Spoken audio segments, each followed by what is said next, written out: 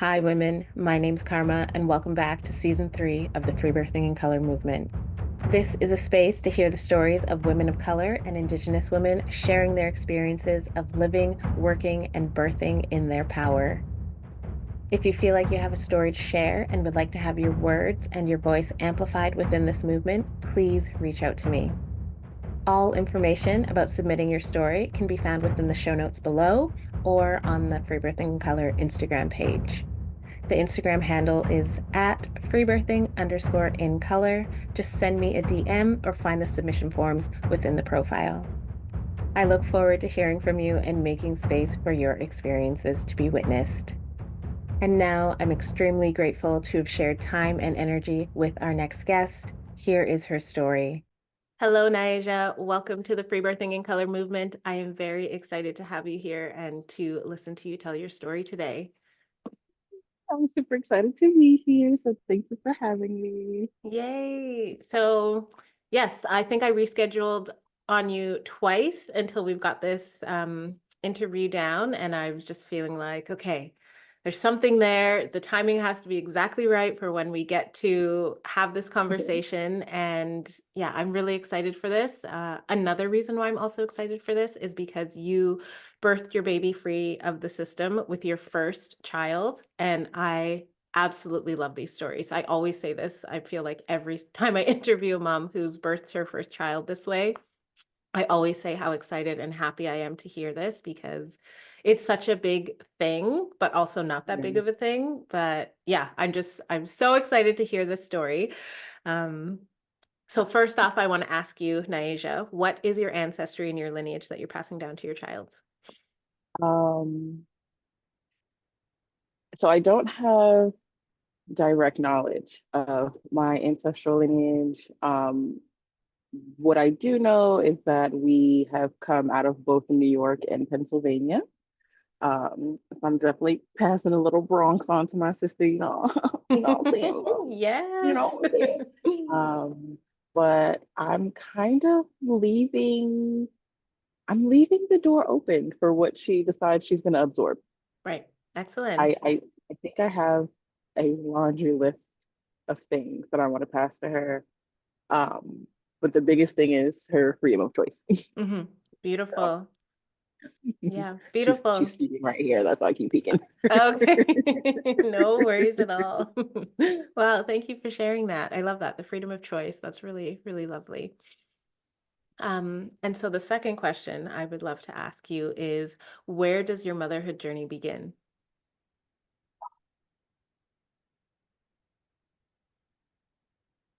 I thought about this for a little bit, and I still don't really have I guess, an answer that I'm pleased with. But I think my motherhood journey begins with self, and I Mhm. think it actually started when I was a teenager Okay. with self-mothering. Yeah. I didn't know what I was doing when I was trying to self-mother at that time, and honestly, some days I still don't know what I'm doing. But if I had to think about it, yeah, when I was a teenager, maybe like 13, 14, and trying to self-mother myself, yeah. Mhm. Yeah. Yeah, I hear that often with women that it happens, yeah, to be the self-mothering, for whatever reason that may be, in their circumstance of growing up. But yeah, it really turns out that having to mother themselves and, give what they need, give what they want, receive all of these things for them really helps to shape them in their then motherhood journey of their own children. So Yeah. yeah, it's big work too to have to mother yourself, especially at such a young age, being in your teens. You're still a child, you're still a baby as a teenager, right? Right. And I nowhere near regulated enough Mm-hmm. to even take on the job of caretaking in any capacity, but to try to take care of yourself, and you don't even really have a grasp on what it is that you need. Mm-hmm. So yeah, yeah. Exactly. So then I would love to know, with this journey of you doing self-mothering in your teen years, how did that shape your choice to then have a child? Were you always wanting to have children when you got older, or because you kind of had to self-mother yourself? Was that something that you were turned off to because of that? I always knew I wanted to be a mom. Okay. Even watching my mom be a single mom and watching her be frustrated, and Mhm. a lot of what has come to be a cultural norm for us, even seeing those things, I knew it. I knew it deep down in my bones. I was like, I'm gonna be a mom. Mm. It's gonna be great. I'm gonna do all the things that I didn't get to do with Mm. my daughter, and but the romanticizing and the Yeah. planning. But I always knew. I Okay. always knew. Yeah. Wow. Okay. And then what was this like then as you started getting into your older years and into young adulthood? What was that energy like when you started stepping into your actual motherhood? Um, what's interesting is when I got into my um, further adult years, I still wanted to parent, but then the societal pressures were scary. Mm. Then it was, oh my God, am I gonna have to raise my daughter through through a civil war? Mm. Okay. Oh wait, I'm realizing just how scary everything is. how do I how do I protect her from the things that I'm still afraid of at my, supposed big age? Mhm. How do I how do I teach her how to navigate, a world with the opposite sex when they can obviously also be very scary and in a good bit of cases can overpower you. Like it was more being fearful of those lessons that I would end up having to talk to my kid about. Mm. That Yeah. kind of stuff was beginning to deter me a little bit from wanting to participate in motherhood. And then I unfortunately had an accident, so I thought that maybe physically motherhood wasn't going to happen for me. Okay. Um, but it was always still there. It always was right there in the background, like, yeah, you still want to do this stuff. All these Mhm. things are scary. Yes, there are these obstacles. Yes, that, but none of it extinguished the flame of my desire to mother. Mm. So, Yeah. yeah. Yeah. So, It was. Yeah, it was strong within you. And I love that. It was something that, and I love how you had the consciousness to see these things that were coming up for you, these lessons and things of like, okay, this is the world that I live in. yeah, And it can go, one of two ways of how I live myself, and then also how I want to live by raising my child and my children in it. And yeah, a line of thinking that a lot of people don't really go into. They just think like this is just the world, this is how it is, and they just, go with that puppies, flow, quote rainbows, unquote. bubble Yeah. gum, and even though yes, I experienced those things in my mothering, I'm like, oh Lord. I Mhm. didn't realize that I would care so much about the presidency with my 2-year-old in existence. I didn't know I would care so much about, whatever it is my community has decided to upgrade at the park. Like Mhm. suddenly, all of the things I cared nothing about, Mhm. I have so many strong opinions about. And I'm like, oh my God, is this the moment that I realize I'm turning into my mother? Like, oh Yeah. goodness, full circle. Like Mhm. stepping into this consciousness of like, oh my God, like none of this is new. Mhm. None of it is new. Oh my God, my mom was in this moment right now as I am, and Mhm. realizing that, oh crap, I'm getting older, and this is the stage of adulthood where you realize you know nothing. Mhm. You know nothing, and you still want to call your mom. We Yeah. thought we were gonna be grown. We thought 30 was old. Oh my. Yeah, absolutely. It gives a new, I don't have children myself, but it gives a new appreciation from the friends that I have that have been mothering their children. And just me doing my own healing work of my own mother line and things. It gives a new appreciation for what it was that my parents and my mother did for me as a child, doing the best that she could in the ways that she could do it. So that's, yeah, it's such an interesting and eye-opening experience from what I've heard from other women mothering their children. Yeah, Mhm. yeah. And even even though I'm very happy that my daughter made her entrance when she did, I was in my 30s. I'm like, I honestly, I mean, obviously we have a choice in the matter, but I'm like, I would have waited longer. Like, wait a minute. Wait a minute. I'm 30, but I'm 16. What am I gonna do with the baby? Oh my goodness. My Yeah. goodness. Yeah. Yeah, no, I agree. I was just thinking back to when I was in my early 20s and I had peers that became parents, and I would have shown up so differently. Hmm. I would have shown up. Hmm. Like coming to hold the baby, we obviously know is not helpful. Hmm. That's I just wish hindsight is 2020. Oh, Hindsight totally. is 2020. Of course, I wish I could have gone back and done things differently. But yeah, no, stepping into this path, so much has shifted. Hmm. So much. I know Yeah. nothing. Hmm. I am actually a blank book. Yeah, and it's beautiful to be there because then you get to create as you go along. You don't just have to follow these set of rules that Right. don't necessarily fit with who you are. You get to create that, and that's really Exactly. lovely. And we Yeah. all have that choice to do that, but a lot of people just think like, "Oh, it's already written for me," when Hmm. you do have the choice to make new choices. Right. Right. It's heavily influenced by what we're doing. It's Hmm. like it's written, but it's like in pencil. We can erase it and alter Yep. it, and yeah. Absolutely. Yes. Hmm. Hmm. So I'm curious then, you said that your daughter came in when you were in your 30s, but you might have waited a little bit longer. So Yeah. this, did you have like a spirit baby connection with your daughter, or what was that like then? If, because yes, you have the choice to choose like when you want to have children, but sometimes they Yeah. just kind of slip right in when you Exactly. least expect it. So I'm curious what that experience was like, if you Um, want to share. yeah, no. So looking back on it now, I'm realizing that there were signs that she was with me along the way. Hmm. I remember at some point after 18, but not quite too far into my 20s, I started having this reoccurring dream. Hmm. And I can just remember like a birth pool set up, some nature, it's lit, it's beautiful. And at that time, I knew that I wanted to be a birth worker. I hadn't set out on the path just quite yet, but I thought, because I had been obsessing over it, my subconscious is showing me beautiful birth spaces that I'm going to, assist moms, and it's going to be awesome. And fast forward to my own labor, and I'm having this like deja vu moment. I'm like, I was dreaming of my own birth space all of these years. Wow.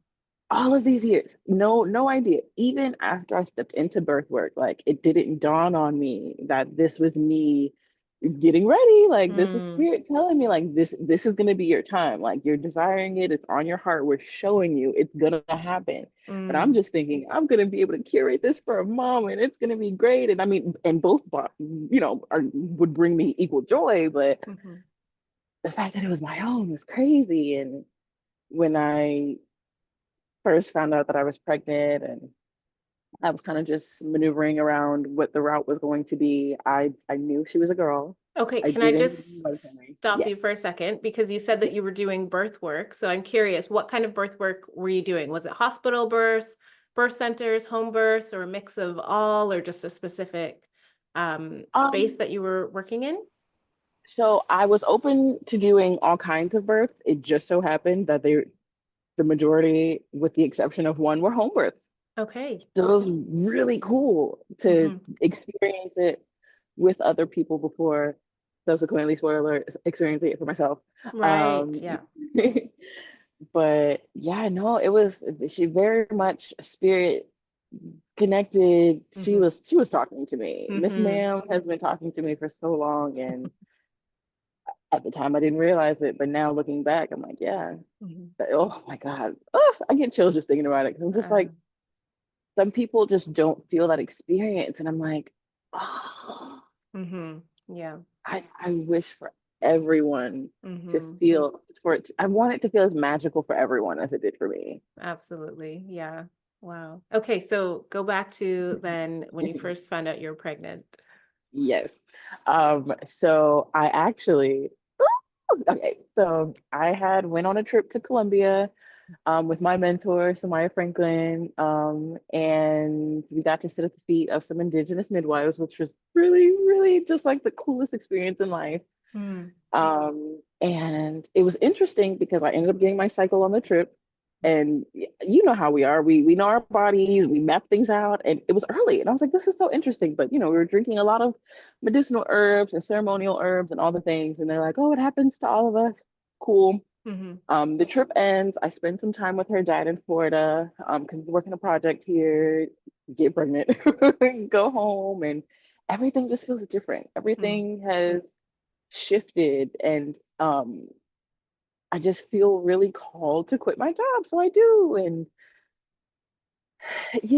something is up. I don't feel like my normal self. I don't feel bad, but something's different. I'm feeling open. I'm feeling very high energy. And I'm like, I think I'm pregnant. I think Yeah. I'm pregnant. We're gonna see. I'm not gonna get my hopes up because but I think I'm pregnant. And I'm like, well, I'm gonna quit my job because I just feel this strong urge to do so. And I hop on the first plane back to Florida to be with her dad because what do I need to be at home for? Mm. And we get a test, and before I take the test, I'm like, let me do what I know best. I consult with my cards, and it was an oceanic deck, so it was really perfect to be on the beach using an oceanic deck, asking about potential motherhood, and the cards let me know the truth. They're Mm. like, yeah, you're about to embark on a new journey, and it's something that you've really wanted for a long time, and it's time. It's time to Mm. step up. It's time to accept your gift. So I'm like, cool. So next morning, pee on the stick, and like, not that I needed to, but I knew it. But it was just the confirmation, and Yeah. oh, it was just just a crazy series of events. Because Hmm. I forgot to mention that while I was in Colombia and I got my cycle early, the midwife, she was cleansing me and soaking my feet and massaging my womb, and then she asked me how old my child was, and I was like, I don't have any children, and she's like, oh well, I see some ancestors around you, girlfriend, and that's all I'm gonna say. Oh. Wow. Okay. But yeah, so it was really cool. I actually want to take her back to Colombia to meet the midwife that told me she was coming to me. I Wow. think that'd Yeah, be really that would be cool. so special. Hmm. Wow. Mm. Wow. So then after you found out that you were pregnant and you had the cards that gave you that confirmation and then you peed on the stick and it was just like, of course, I know this. Then what Mhm. was this energy like for you? Did you know that you were going to engage with the medical system, or did you know that it was just not for you, or what did you feel in those moments and leading into more deeper into your pregnancy? So I knew going into it that I was going to not opt to work with the medical community during my pregnancy. Um, I felt like I had been failed on multiple occasions Hmm. by, Western medicine, and it just didn't feel right or comfortable giving them essentially the upper hand in Mm-hmm. such a precious time in my life. And I'm just like, I've been in this work for a few years. Hmm.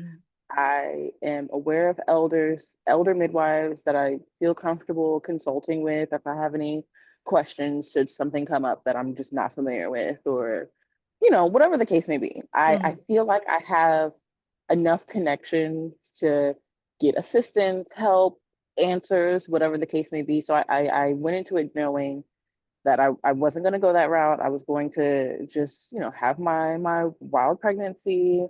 Um, I was going to manage myself. Um, yeah, yeah. Okay. Yeah. So then what kind of things were you doing to manage yourself in your pregnancy, just taking on that sovereign role?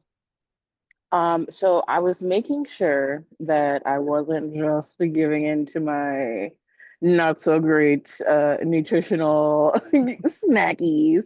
I was definitely being very, very, very mindful of eating across the food chart. Hmm. I was also supplementing, drinking herbal teas, moving my body.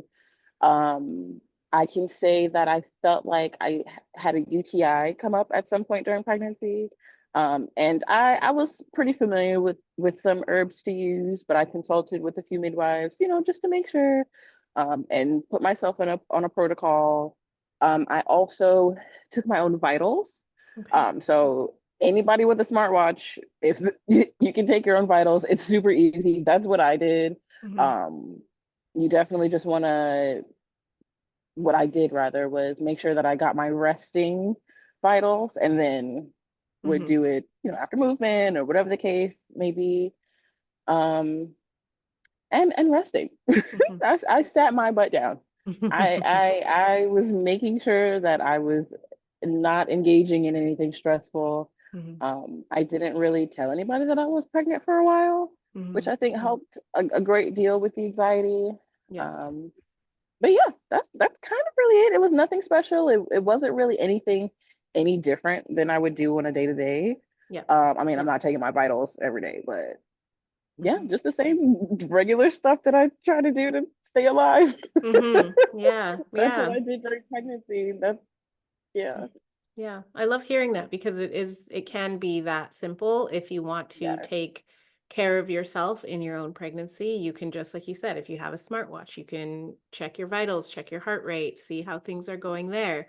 And then I'm obviously assuming for you, like if you did notice something that was something that made you feel curious, something that was like, out of the ordinary or out of the regular, you would right. seek assistance, support, help like you were doing with the midwives. And I'm sure if they didn't have the answers that you possibly could have needed, then you would seek support, help, assistance, elsewhere. It's not that you're just doing this and like, nobody can help me. I'm doing this all on Right, my own. And, I'm right. holding barriers and boundaries are good to an extent, but also you need to have that openness. And yeah, it seems like that's what you did. You just knew how to take care of yourself and you did that really easily. I love that.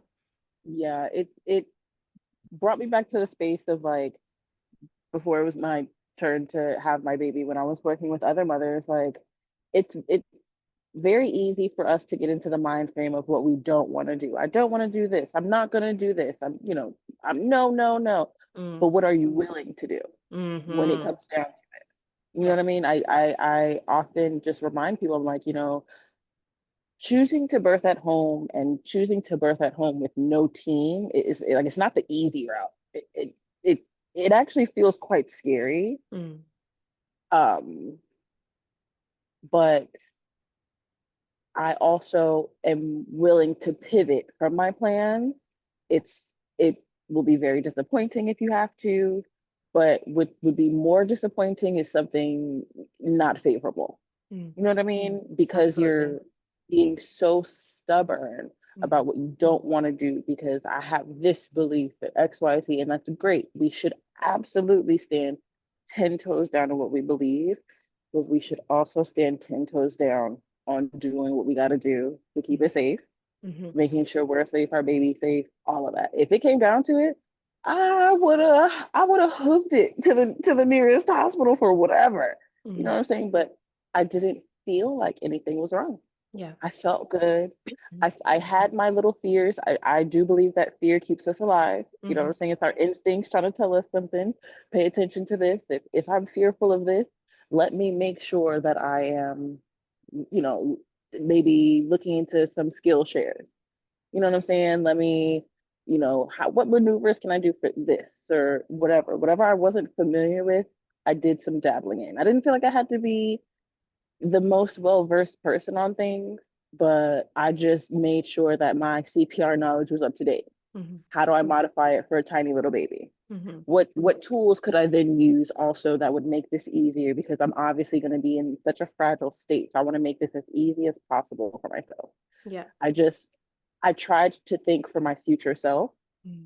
because I just think it's easier to have the knowledge. You can recall it right here. I don't have to Google it. I don't have to Yeah. think, I don't have to Google an emergency plan in an emergency.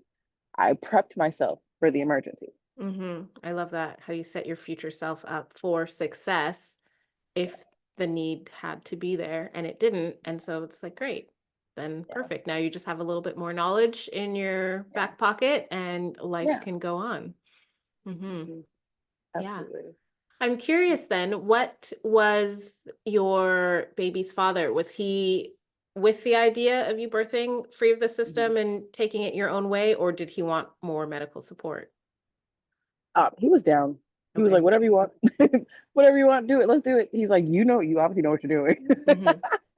You know what you're doing. You have more knowledge about this than I do. So who am I to tell you no? Mm, No, he was very supportive every single step of the way. Every step of the way. I was like, yeah. this is how I'm gonna have our baby. He was like, all right. And I was like, and I'm gonna do this. He's like, all right. And I'm like, this is what you do in an emergency, and da da da da. And here are the books on the bookshelf in case you need to look it up. And here and listen to me. These herbs right here. This one, this one, this one. Make sure you boil those into a tea. Yes. Yeah. Yeah. I love that. No, that's great. And Yeah. it makes it so much easier to have the support of your partner there because it's like Yes. then they're cheering you on and knowing that you're not necessarily doing it alone. It's nice to have that support of whether it's the partner or somebody in your life that you're close with that can see you and say like, yeah, it's your body. I'll support you in doing what it is that you want to do. So I love hearing that. Yes. I'm so sorry. This is a real mama moment. No I left the worries. oven on with the nuggets in there. I'm just gonna run and turn it off really quick. Absolutely. I'm gonna be very honest with you. I mentally in the very beginning was like, even if he doesn't agree with the way that I want to birth, I'm doing it. So if I got Mhm. to do it without you, and then you come 48 hours later after, you know, things have gone, whatever, that's fine. We'll Mhm. do that. Mhm. Nothing was changing my mind. Yeah. Nothing. Yeah. Nothing. Yeah, I love that. Thankfully, that wasn't the case, but Mhm. I was Mhm. prepared. Mhm. Yeah, yeah. Prepared. Mhm. Yeah. And then so moving through this pregnancy journey, going from finding out you're pregnant until the end of that experience before your birth started, and you had, tapping into knowledge with the midwives, I'm assuming there were traditional midwives? Yeah, so the traditional midwives that were in your area. Did you have any other kind of supports? Like, were you going to women's groups, or do you have a group of, girlfriends in the home birth community that you were connected with as well? So my support outside of my peers that aren't mothers, was actually online. Okay. Um, I have a girlfriend, Jordan. She has an online group of moms.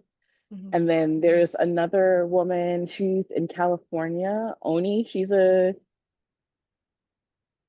I don't know if she's a midwife. I know she's a doula. She might be a midwife. Mhm. But she also has a community of mothers. And then my mentor, Sumi, she Mhm. also has a community of mothers.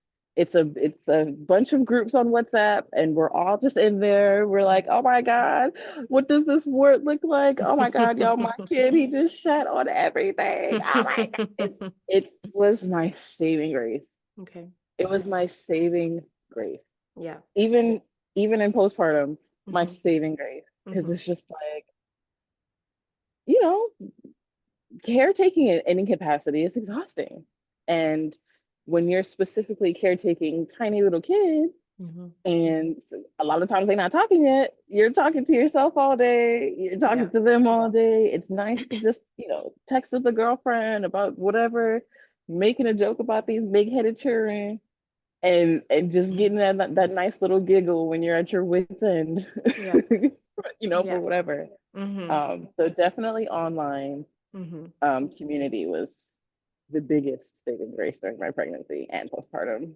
Good. Yeah. Yeah. I love hearing that because I do hear from some mothers that say if they're birthing in this way, and you mentioned that you kept it very close to your heart that you were choosing not to have medical support because, yeah, if you get it out there, then a lot of people have their opinions and have to tell you that you're doing this wrong or whatever, whatever, whatever it could be. So it's nice to know that you had that support in those communities, whether it was in person or online, to have people that birthed in the same way as you, support you in the choices that you're making, really want to see you thrive in this Yeah, phase of life that you're going through. holding your hand, because that's all I need. Hmm. I specifically remember towards the end of my pregnancy. I think maybe we were like at like a food pantry or something. And, we were the community and a bunch of elders, and then they obviously see the belly. I'm all big, and they were just talking and doing what old folks do, and Hmm. they were just asking me about my birth plan, and of course I wanted to keep it to myself because I knew what the response was going to be, but I don't know. Like I just was like, no, I'm going to share it because I feel confident. Like I Hmm. feel confident that I'm not going to feel a way about their response. And so I told them, I intend to birth at home. I'm going to go unmedicated. The whole 9 yards. And they're like, for your first baby, oh, you say that now, but when you feel Mm. those pains, all the things. And I'm just like, it's all right. I will be proud of myself for even trying. Yeah. And I think that's cool. Yeah. And I'm just like, and I know your mama had you at home. Yeah. Uh, Claudine, I know your Mm. mama had you at home. So I don't know why you saying that to me, girl. Totally. But it was still like in the moment I was right. I didn't feel away. I was just like, yeah, no, I'm very proud. Yeah. I'm doing this at home. First baby. Yeah, I'm gonna have something to be proud of myself. Aside from, obviously. Hmm. But yeah. Mm, I love that. Yeah. So then getting into these last stages of your pregnancy when you're in full bloom, what was that like for you? And what was the experience of you then starting to move into your early birthing process? Oh, you know, I started to panic. Mhm. Started to panic because I was like, oh, wait a minute, I really do gotta I gotta push this baby up. Oh, I gotta do, oh, you gotta come out and I gotta do the work. Oh, Jesus. Okay. Okay, it's gonna be cool. And then, her dad was working. We now live in Florida, but at the time, we were living in Georgia, but he was working in Florida. So we were separated and I was going back and forth my whole pregnancy. So I was Okay. also preparing for him to have to leave for a little bit. In my initial postpartum, we were also preparing to move because our lease was going to be up 8 weeks after she was born. So there was a Mm-hmm. lot of moving parts. There was a lot of anxiety. Mm-hmm. Um, I didn't have any help. I was gonna really be by myself. So it Mm-hmm. was a lot. I was a little anxious, a bit scared. Um, me and my mom, even before I got pregnant, we had a bit of a falling out and very slowly repairing our relationship. But at that time, like we weren't talking. So I Okay. didn't even have my mom. So it was a lot. I was Mm-hmm. feeling very anxious. Just I was ready for her to be here, but I also wasn't rushing her to be here. Mm-hmm. um I will say the experience of like being ready for the baby to just get out of you and all this, like that wasn't my experience. Mm-hmm. She was so safe and snuggled up in there, and like she was talking to me and I was talking to her and she was letting me know, mom, I don't like this situation, you got to do what like, I mean, really just like I could have held on to her for another 4 to 6 weeks. Like wasn't really ready for her to come out, and Yeah. oh, so I was just grappling with the scary idea that I have to bring my baby here Mm-hmm. and I'm gonna be alone and I know it's gonna be emotional. How am I gonna show up for her? How am I gonna be able to do that?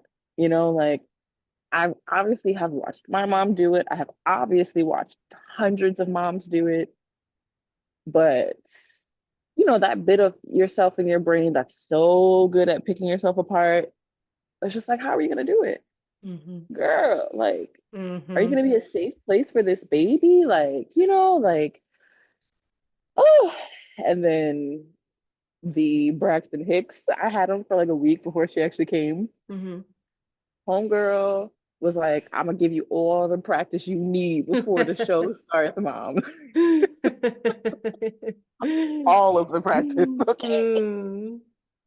I remember one night in particular, Miss Ma'am was standing straight up in there. I was just like, I have no idea what's going on, and I need somebody to do something. Call the president. I don't know. Call somebody. Like, what is happening? What is happening? Aw. uh, yeah, no, it was a lot of anxiety. It was a lot of fear. Um, But once I like surrendered control of how it was going to happen, when it was going to happen, when I stopped listening to everyone telling me that I need to induce myself, Mm.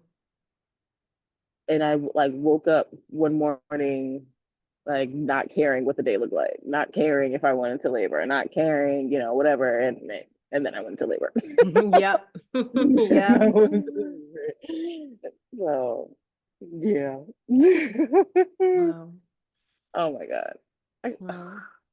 I could literally just cry thinking about it. Like that is the most confident I have ever felt in myself was Yeah. pregnant. Okay. I love Yeah, that. Wow, I the love most that. confident. Yeah. So then tell me, how was this then once the birth actually started? And, you said you had these practice contractions for a week. Then what was the moment where you kind of thought to yourself, this is it? This is really happening now. I woke up and was like, all right, gotta go to the bathroom. Oh, I must have peed on myself. Odd. I have not had an issue holding my bladder this entire pregnancy. Interesting. But I am like 500 million weeks pregnant. She's laying on every organ I own. Mm. Um, it's very possible. So, I go sit on the ball for a little bit because obviously I'm huge and just trying to get some relief. And the gush happens again. And I'm like, okay, that's odd. I don't think that was pee. I think I'm in labor. We're gonna see. I'm gonna just sit here and see how I feel. And as soon as I had that thought, the first contraction hit me. Wham! And I was like, okay, yeah, this is Mhm. it. So I'm just sitting here riding the waves. I'm like, all right, well, I don't expect this to be quick. So I'm just gonna relax. It's gonna be cool. The next contraption hits me. I'm like, sir, I need you to wake up. We need to hit the Kroger. I need my coconut water. I need my lemonade. I need my ginger ale. I need my snacks. It's about to be a marathon, and I would like to be well prepared. Yep. Yeah, got to get all your um, things. yeah, I was not playing. I was like, I want snacks, I want drinks, I want this, I want that. I ended up being in labor for 2 days and a few hours the next day. Maybe like, well, I birthed her at 10 a.m. on day three. Okay. Um, so the first 2 days we were doing it. It was like, yeah, okay, yeah, yeah. I was still very much being my birth nerd self. I like lost part of my mucus plug, and I'm like, look, it's a run. You see, and this and that, and I'm like, oh, I can feel her descending. I can, and I know her dad is just like, you're supposed to be in labor. Like, what are you talking about? um, and then as we're ending day two and creeping into day three, I'm obviously exhausted. And I'm just like, oh my goodness, can I do this? Is something wrong? Like, I don't feel like anything's wrong, but I don't know. Like, I thought I would have pushed her out by now. And just all of these things. And I'm calling my mentor and I'm like, I just need encouraging words. Like, I don't understand. I'm like, I also don't want to push. Like, I want my body to do the fetal ejection reflex. Like, I'm still being the birth nerd. I'm still micromanaging myself. I'm still in my head. And my mentor Mm-hmm. is like, release, mama. This is your first lesson in release. And I'm like, I know, but I'm trying to release this baby. Yeah. So the whole thing, the whole 9 yards. But I'm like, all right. I tell everybody get out. Everybody shut up, leave me alone. Let me just get into my space, set up the pool. I'll figure out what's happening with my mind, once I can get in the water and set the pool up the next morning. I get in the water, I'm talking to her, and I'm like, baby, like, I'm so ready to hold you. I want to see you. Mommy's tired. I know you're tired. Like, please. And I don't know. Something in my brain was just like, all right. And I just felt like this switch flipped, and like my whole body just like took a deep breath. Hmm. And then I pushed, and her head popped out, and I'm like, okay, we're getting somewhere. And I just relaxed, and same thing. I just pushed, and her body came flying out, and it wasn't painful, and it wasn't uncomfortable. I felt like I was blooming. Like, I don't even know if that's the right word, but it was really magical. Like it wasn't painful at all. There was Mm. no sting, there was no tear, there was surrender and my reward. And it was Yeah. amazing. Oh, it was so perfect. It was so perfect. Wow. I wouldn't change anything. It was so perfect. I love that. That sounds Mm. beautiful. And it was just you and your partner in the home, and that's it. It was me, my partner, my girlfriend, and her daughter was actually playing me the singing bowl as I was pushing Sunny out. Yeah, Oh, wow. Oh my gosh, that sounds so incredible. it was awesome. It was Hmm. really oh my goodness, I could not have asked for anything better. Hmm. I really could not have. Yeah. Maybe like a steak after I was done, Yeah, but it I was digress. good. No, I love that. That sounds so beautiful to have your baby emerging with this like angelic sound of the singing bowls happening next to you and having your friend there and your partner there. And Yeah, wow, what yeah, an experience. yeah. Yeah. It Wow. was amazing. Mm-hmm. Mm, I beautiful. just And my only regret is not recording anything. okay, yeah. Yeah. Yeah. Heartbroken. I'm Aw. like I need to just like fake a fake a water bird. Aw. And may I ask, how old was your friend's daughter? Is she quite young? At the time she was 7 or 8. Wow, Yeah. okay. I love that. What a beautiful Yeah. experience for her to have, to witness Yeah. you it at home in your Hmm. comfort, Yeah. moving through this beautiful process and then seeing how gentle and Yeah. easy and powerful a woman can be in her birthing experience and seeing a baby come into the world that way. I think that's Yeah. incredible. Yeah. She's definitely junior midwife. She Yeah. actually got to watch her baby brother be born too the year before. Oh, I Yeah. love that. Okay, so Yeah. and that's the thing is that's just so normal in indigenous traditional cultures is that the young girls and the young boys up to a certain age would just be in the homes where birth was happening. They would just be there because their mothers would be there helping out or being the midwife or bringing the food or the tea or whatever. So I love that you got that experience of birthing Yeah. your baby and this young girl was there adding something to that energy too, playing the singing bowls and just holding this really big energy for a Yeah. 7-year-old to hold, but doing it so well. That's Yeah. incredible. Yeah, that's Yeah. so fantastic. Yes, I am a firm believer children belong in the birth phase. Hmm. How else do they realize that this is normal, Hmm. that this is Yeah, what it should look like? And imagine exactly. the pride they feel being a part of it. Exactly. Yeah. Well, yeah, I cut the umbilical cord, or I rubbed mommy's back while she was pushing my sibling out, or Hmm. auntie or whomever. Like Hmm. I want Sunny to definitely have birth worker skills, even if it's not something that she wants to do professionally, Yeah. but she can. She can support her peers. She Yeah. can support herself if that's what she decides she wants to do. Like, Yeah. It's just a yeah, basic life skill. That's how I see yeah, it. Being able to yeah, support a woman in birth in your full presence is just a basic life skill that I mean every person should have, but and I'm just biased. I feel like every woman should have this knowledge. Like you said, whether or not they want to be a birth worker, whether or not they want to have their own children, it should just be something that they have in case it might be needed. In case they are asked yeah, by a friend of theirs, they don't have to say, no, no, that's not for me. That's too. Mm-mm. They yeah, could just say, yeah, you know what? I can do that for you. I'd be happy yeah. to. I'd be honored. Or maybe they will say no, but they're just like, no, thank you. That's not something that I want to be a part of, but they still Mhm. have that in their mind's eye. So, You yeah. just never know when you're gonna need some sort of skill. Hmm. Yeah. You just never know. I came Hmm. to the conclusion like any and everything. If she shows the slightest interest in anything, we're full deep dive. Yeah. Full deep dive. Because Yeah. you're just gonna be a renaissance woman. You're gonna know how to do a little bit of everything. Yeah. Yeah. I love that. Yeah.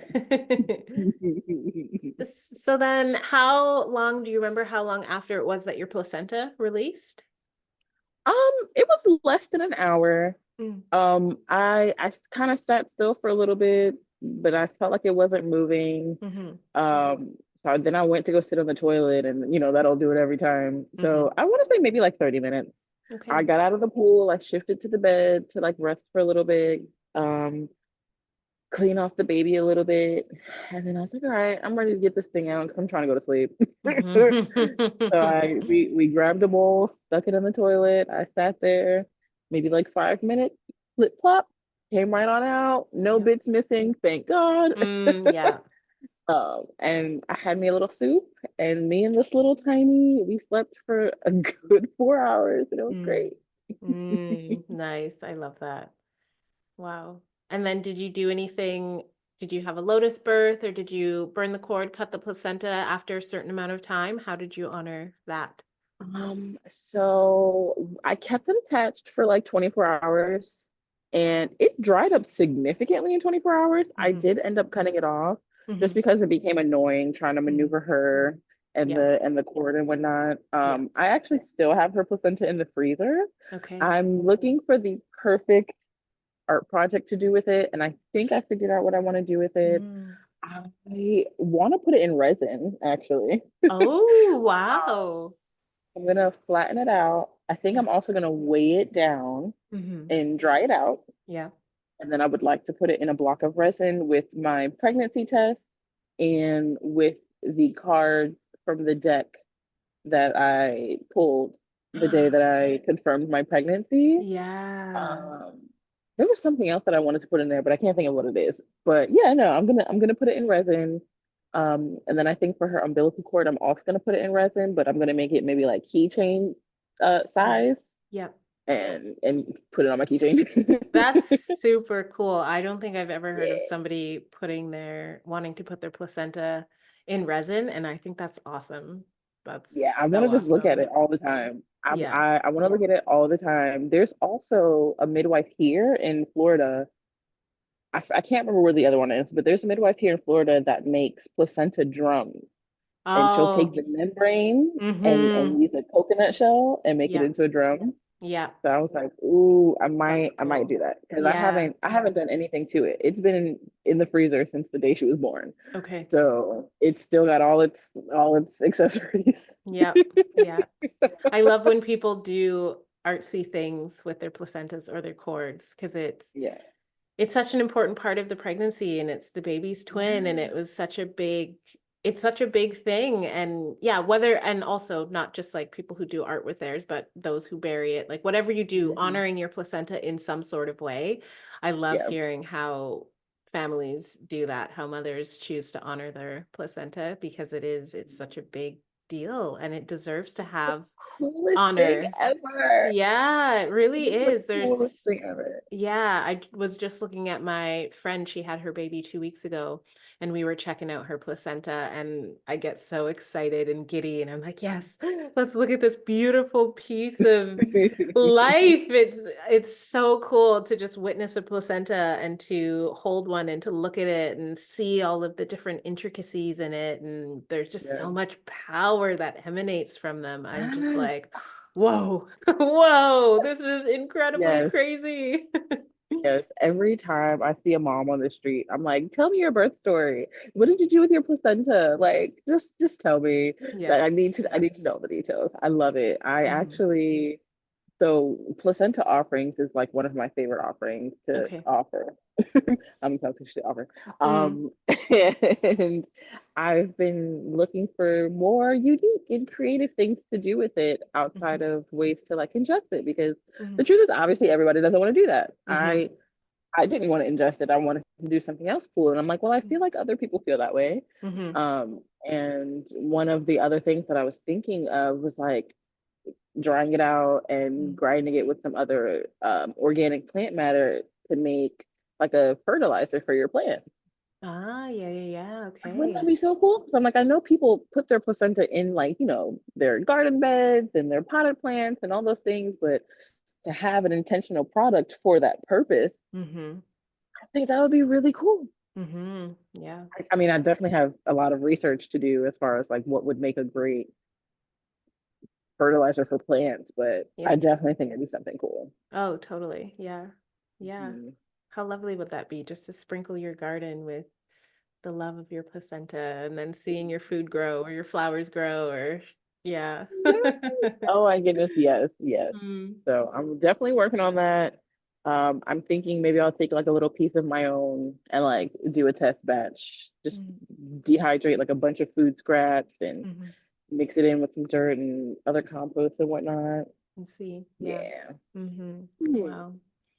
Another question I would love to ask you about this postpartum timing then was how was your breastfeeding journey? Oh my goodness. You know, smooth. Okay. It got interesting in toddler years, being touched out and whatnot, but I'm God's favorite. I'm not even gonna hold you. I'm God's favorite. I did not have a single supply issue, Okay. and I'm so grateful Hmm. because I know that that's not everyone's experience. Um, I didn't do anything special. Hmm. I also didn't pump. I didn't do like bottles and stuff like that. I'm like, I don't want to wash the dishes I use for eating. I'm Yeah. signing up to wash more. Yeah. Yeah. Literal only reason I didn't pump is because I'm lazy. I don't want to wash any more dishes That's than I fair. have. Yeah, that's fair. And then I gotta buy the dishes I gotta wash. No, Hmm. not buying more chores. But Hmm. um, but I mean, from the beginning, she latched beautifully. She did have a lip tie, didn't affect our journey at all. Okay. Um, How did you yeah, find out that she had a lip tie? we did do a newborn screening. I Okay. did do a newborn screening, because some anxiety creeped in and I just couldn't shake it. I was like, oh my God, does my baby have a fever? She's sick, is she okay? Oh my God, oh my God, oh my God. Let me Hmm. just take my girl, and if I just get an answer, then I don't have to freak out. Hmm. So we did a newborn screening and she was perfect. Hmm. Um, so yeah, they told me that she had a lip tie, but it wasn't affecting our journey. It wasn't painful. Um, yeah, no, we're actually still nursing now. She's Hmm. 2.5, and Yeah. we're still in our nursing journey. Mm. Um, it got a little bit wonky around teeth getting because Yeah. who doesn't love to chew on some nipples, you know? Yeah. Yes, Super I've heard from, casually. yeah, that's not the fun part. I think we maybe had about a thrush at one point. That was we resolved that relatively quickly, with grape grapefruit seed extract. That was Okay. I reached out to one of the mom groups, and that was a suggestion someone gave us. So we did that, and it cleared it up. Hmm. Um, but nursing has been probably the most easeful part of mothering outside of being touched out, outside of the emotional things, and just physical in that way, as far as just like supply and um wondering if she's getting enough or anything like that. Like, I mean, I did wonder that initially. I think we all do, Hmm. but from then I no problem. It's been beautiful. Oh Yeah. my God, it's been beautiful. It's been Hmm. great. It's been Mm. I can't no complaints at all. Hmm. 10 out of 10. 10 out of Yeah. 10 would recommend. Oh, that's amazing. That's amazing. Yeah. Wow, that's beautiful. I love your story because it is just for, your first pregnancy, first wave birthing. It was just you were very in control of what you wanted. You were very sure in your choices. You knew that there were other options should you need it, and you would take those if things arose. And then you just had the support that you wanted next to you and were able to have this really beautiful, peaceful birth at Yeah. home and brought your baby into the world. And I love that. Yeah. Yeah. I have come to a place of being comfortable openly talking about my birth story, Hmm. um, because I've always wanted to be mindful of people that may have had to deviate from their plan, and just considering how heavy that could feel. Um, but I also was realizing how heavy it felt for me to Mm. suppress myself from sharing how positive my story was. Yeah. And just because I had a positive story doesn't necessarily mean that I am, trying to belittle someone else's experience or Mhm. intentionally trying to make them feel a way about their experience. Hmm. Um, because I feel like I can find a reason to celebrate any part of your birth story if you had to deviate. Yep. I think it's very easy for us to focus on what didn't happen that we wanted to happen. So Yeah. I'm always like, oh, but we have to celebrate this, and we have to celebrate this, and we have to Hmm. celebrate this, this, and this. Hmm. That's 14 more things to celebrate versus, Yes. dwelling on this one negative thing. Hmm. Yeah. Yeah, that's a beautiful way to frame it. There is always something to celebrate. Yes, it could have Yeah. been very traumatic. There could be lots of grief in there. There could be lots of disappointment for how things turned out, but there Yeah. can also be one thing that you can celebrate. And then also hearing the positive birth stories is also a way to bring healing into yourself. Yeah. As a woman who's hearing that, it doesn't have to be, oh, well, she had this and I didn't get that. It can be, Yeah. okay, maybe this is a place of learning if I'm open to receiving that. And maybe whomever that woman is isn't quite ready for that at that moment Mhm. because there's still a Mhm. lot of grief and things that need to be worked through. And that's okay. Take Yeah. as much time as you need. And then when you're ready, those positive stories will be there. And these mothers who have these really positive, beautiful birth stories, they want to share, not to, like you said, not to make somebody feel bad about themselves. They want to share because they want you to know that this is possible for you too. Right. Yeah. And that's why I have this Yeah. platform so that women know that this is possible for you too, especially women of color. Hearing these stories, seeing these women with our dark skin, with our stories, we can see this and say, oh, it's not just for this one demographic. We can Yeah. do this too.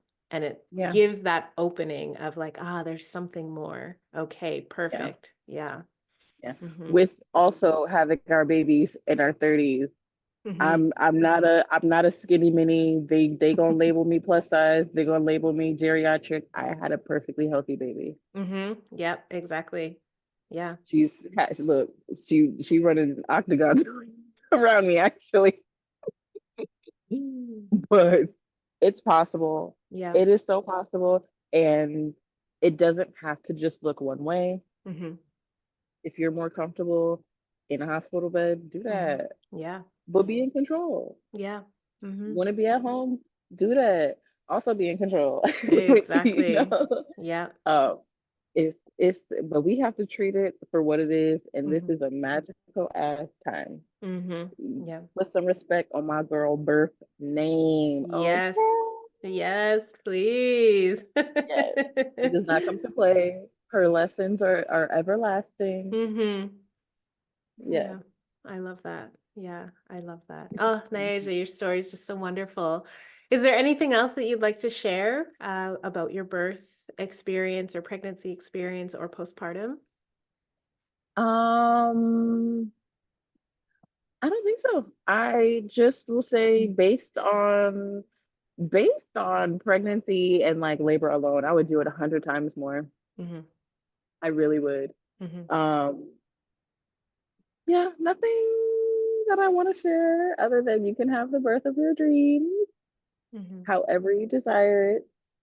It is not important for anyone to agree with your birth plan. It doesn't matter. It's irrelevant. You're the one that has to poop the baby out, so you should do whatever you want.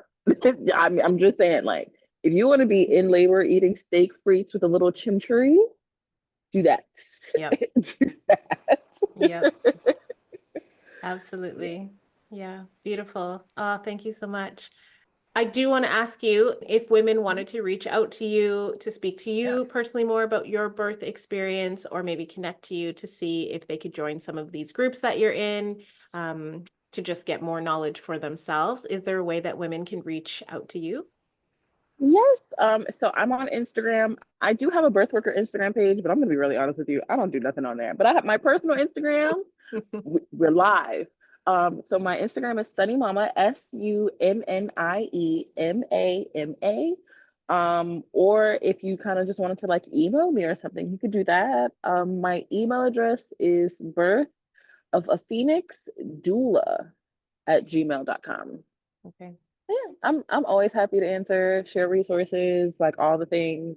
If you happen to be in Florida, Miami specifically, like we love mom friends. Hmm. We're creating our own like like mom group co-op, Mm-hmm. situation.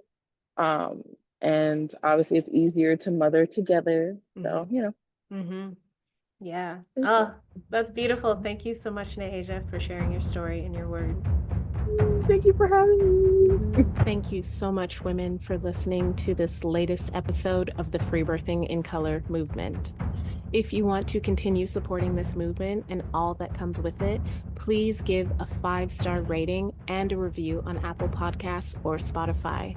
Like the videos on YouTube and share this episode with some of your friends. As reciprocity for the work that I'm doing and the content that I'm creating, it only takes 2 minutes to show your support through a 5-star rating, a small written review, and a share. If you want to give a monetary donation to help with the back end costs of keeping everything that is happening within this movement going, you can send your donations through PayPal via the link in the show notes. And again, as reciprocity for the work that I'm doing and creating, I'm so grateful when those donations come through. All information can be found within the show notes below. I'll see you in the next episode.